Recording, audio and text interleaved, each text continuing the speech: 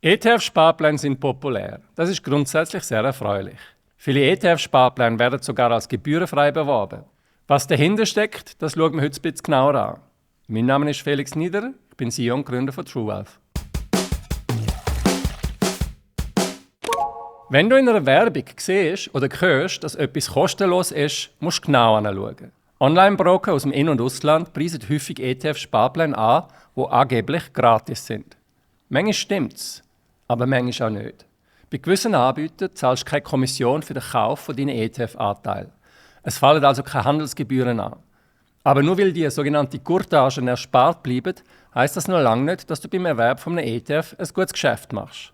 Solange die Börse offen ist, gibt es für hochliquide Wertpapiere wie Nestlé-Aktien oder grosse ETF eigentlich immer Marktteilnehmer, die bereit sind, zu einem bestimmten Preis zu kaufen oder zu verkaufen. Bei einem kleineren ETF könnte es aber auch mal ein paar Minuten geben, wo niemand kaufen oder verkaufen will. Damit Liquidität trotzdem gewährleistet ist, gibt es sogenannte Market Maker. Sie halten das kleines Lager von Wertschriften auf eigene Rechnung und stellen im Börsensystem konstant ein Kauf- und gleichzeitig ein Verkaufsangebot. Die beiden Preise sind natürlich unterschiedlich, weil der Market Maker will für sein Risiko entschädigt werden. Wenn du jetzt kaufst, zahlst du also einen leicht höheren Preis, als wenn du verkaufen würdest. Diesen Preisunterschied sagt man Handelsspanne oder Bid-Ask-Spread. Was ist jetzt der Trick vom Sparplananbieter?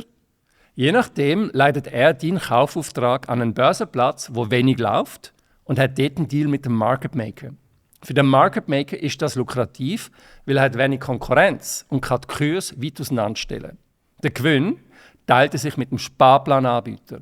Durch das zahlst du für deine ETF-Anteile mehr, als du eigentlich müsstest. Und das Gleiche geht nochmal beim späteren Verkauf. Wenn noch eine Fremdwährung involviert ist, gibt es nochmal einen Bid-Ask-Spread beim Devisenkurs. Und es gibt noch weitere Einnahmequellen für den Sparplananbieter, die deine Rendite schmälern. ETFs sind berühmt für ihre tiefen Verwaltungskosten. Aber auch dort gibt es Unterschiede. Und Anbieter von vermeintlich gratis Sparplänen haben das Interesse, die früher oder später einen ETF schmackhaft zu machen, der etwas teurer ist. Warum? Oft haben sie einen Deal mit dem ETF-Provider, also dem Emittent.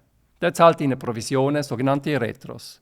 Die sind natürlich grösser bei einem ETF mit höheren Verwaltungskosten. Du musst also aufpassen, auf was dich einlässt. Indirekt zahlst du also für die 2 Kickbacks vom Market Maker und dem ETF-Provider. So verdient der Sparplananbieter sein Geld. Gratis ist also nicht gratis. Grundsätzlich ist regelmäßiges Investieren mit ETFs etwas Sinnvolles. Für dich und für die Gesellschaft als Ganzes. Aber lass dich nicht von der Verpackung blenden. Wie investierst du in ETF? Schreib mir ein Mail auf felix@truewealth.ch. Bis zum nächsten Mal.